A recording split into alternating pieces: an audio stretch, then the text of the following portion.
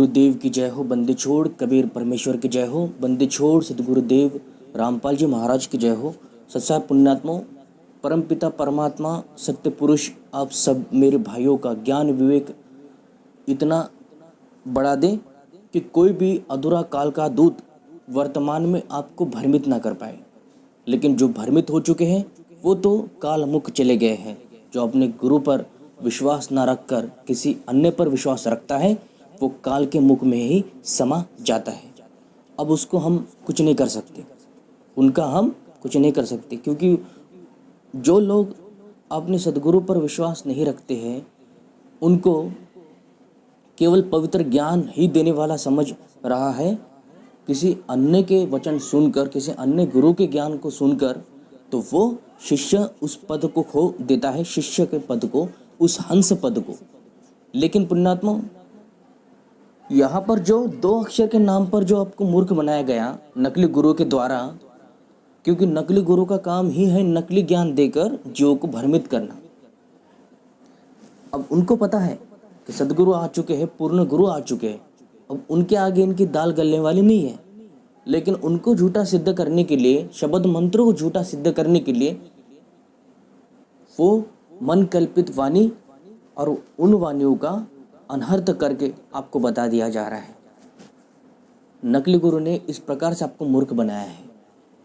लेकिन मूर्ख आप तभी बन गए हैं दो अक्षर के नाम पर। अधूरे गुरु ने, काल के दूतों ने दो अक्षर का अर्थ बताया है, एक 52 अक्षर और दूसरा आत्मा अविनाशी।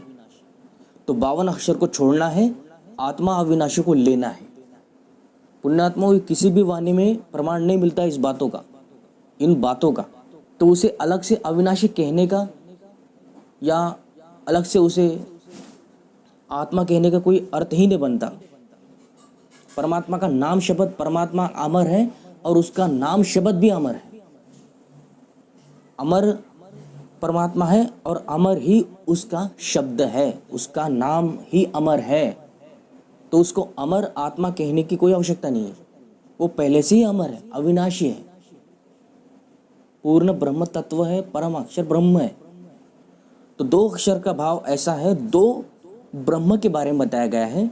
उसके जो शब्द रूप वाचक तत्व है जो उसके नाम का बोध कराता है वो है दो अक्षर, एक ब्रह्म अक्षर और एक पर ब्रह्म अक्षर।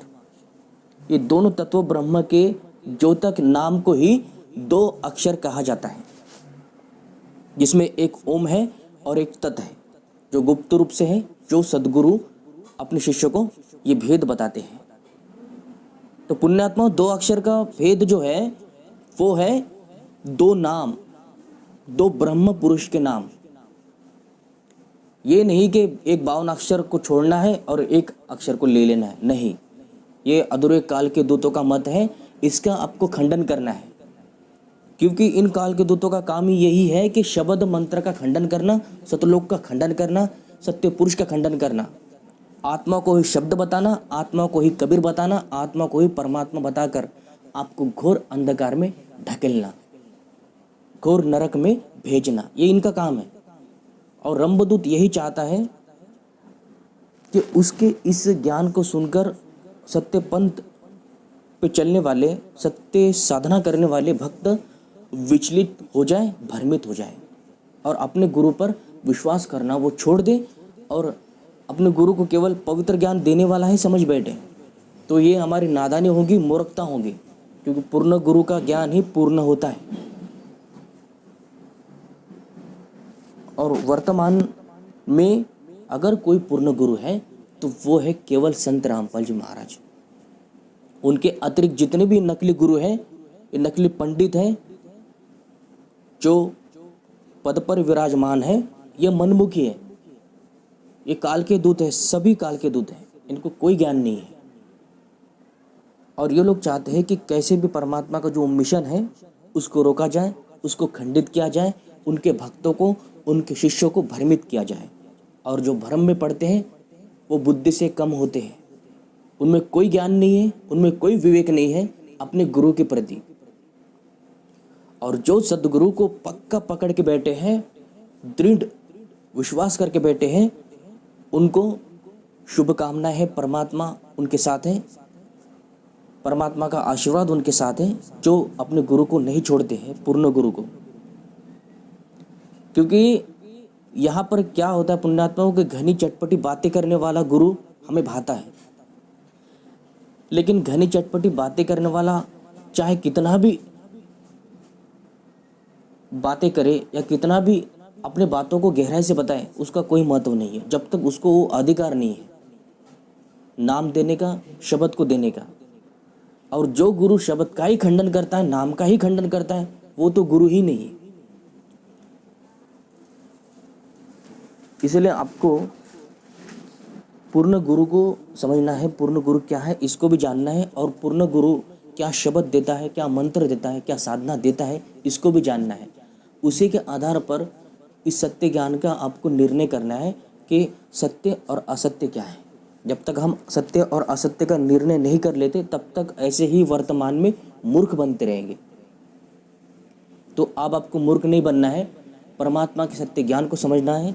संत रामपाल महाराज ही पूर्ण गुरु है, संत रामपाल महाराज ही परमात्मा स्वरूप है, संत रामपाल जी ही कबीर साहब है। तो पुण्यात्मा सावधान रहिए, वर्तमान में काफ़ी कबीरपंथी आएंगे जो अपने अपने ज्ञान का ढोल पीटेंगे, लेकिन वो इस पूर्ण गुरु के ज्ञान के आगे, इस पूर्ण संत के आगे घुटने टेक देंगे, क्योंकि इस पूर्ण संत के ज्ञान के आगे इन किसी की भी दाल गलने वाली नहीं है। अब भक्त समाज जागृत हो चुका है, जाग चुका है, और जो नकली शिष्य उनके थे जो उनको छोड़कर चले गए, वो तो वैसे भी काग ही थे, केवल अभिनय करते थे गुरु के प्रति अपने, जो उनको छोड़कर चले गए। तो जो उनको छोड़कर चले गए सो चले गए, लेकिन जो उनको अब भी सदगुरु मानते हैं, परमात्मा मानते हैं, तो याद रखना, सावधान रखना, तनिक भी अविश्वास नहीं दिखाना, नहीं तो आपका नाम खंडित हो जाएगा।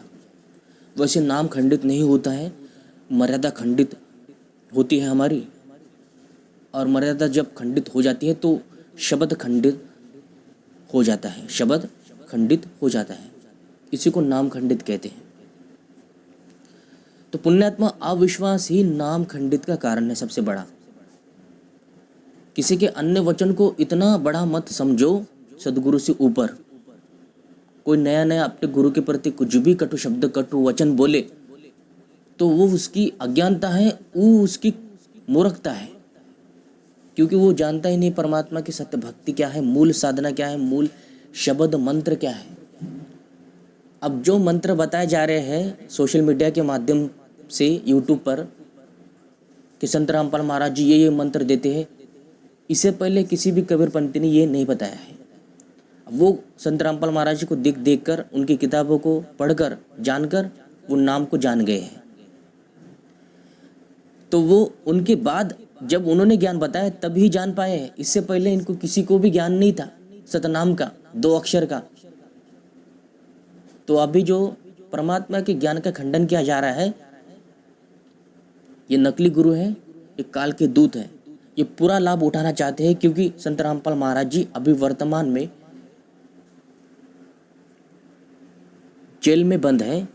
अब वो उन भक्तों के लिए है जो केवल उनको व्यक्ति समझते हैं, उनके लिए नहीं है जो गुरु को परमात्मा समझकर बैठे हैं। उनके लिए वो उनके साथ है, हर पल साथ है, पल पल साथ है, कदम कदम पर गुरु जी उनके साथ है, परमात्मा उनके साथ है।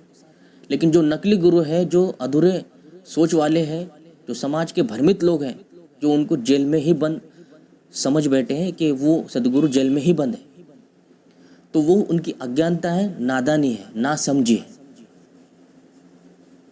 अब उनको हम कुछ नहीं कर सकते, क्योंकि उनको बताने से भी कोई लाभ नहीं है, क्योंकि जिनकी बुद्धि जितनी काम करनी होती है वो उतना ही काम करेंगी, और जो मूर्ख है वो मूर्ख ही रहेंगे। उनको ज्ञान की जो बातें हैं वो समझ में नहीं आने वाली। आत्मा को जानना, आत्मा की प्राप्ति करना, आत्म तत्व को प्राप्त करना कोई मूल ज्ञान नहीं है, ना मूल समाधान है। इन आत्म ज्ञान को, इन आत्म ध्यान को, इस ध्यान साधना को बड़े बड़े महात्मा करके चले गए, लेकिन उनके हाथ में कोई अमरलोक नहीं आया, वो अमर पद को प्राप्त नहीं हुए हैं, कैवल्य तक ही वो प्राप्त हुए हैं, कैवल्य तक ही उनको ज्ञान प्राप्त हुआ है। हमारी खोज जो होती है वो पूर्ण गुरु तक ही सीमित होती है। जब हमें पूरा गुरु मिल जाता है तो खोज वहाँ पर समाप्त हो जाती है। इसमें कोई अन्य भाव आपके मन में उत्पन्न नहीं होना चाहिए। तो मिलते हैं अगले वीडियो में, तब तक के लिए सभी को सत साहिब, जय बंदी छोड़ की, जय बंदी छोड़ की।